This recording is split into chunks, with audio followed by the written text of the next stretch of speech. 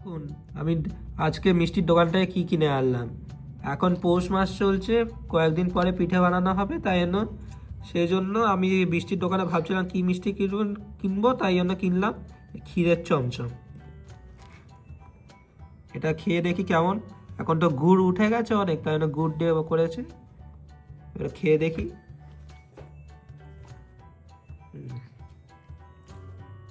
খুবই ভালো, খুবই মিষ্টিটা খুবই ভালো। একটা পিঠের মতোই লাগছে।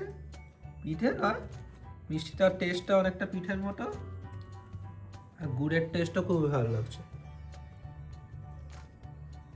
গুড়ের টেস্টটাও খুবই মিষ্টি আর ভালোই লাগছে বেশ খেতে। একটু একদিন হয়ে গেছে তো, তাই না একটুখানি দুধটা এরকম জমে গেছে। দোকানে খেলে ভালো হতো। খুবই ভালো। পাঁচটা পাঁচটা আছে, একদিনেই খেয়ে নিতে হবে, নাহলে পুরো পচে যায়। খুবই ভালো খেতে এটা। আপনারা কোনো এই ক্ষীরের চমচম খেয়েছেন কি না, তাহলে কমেন্ট করে জানাবেন।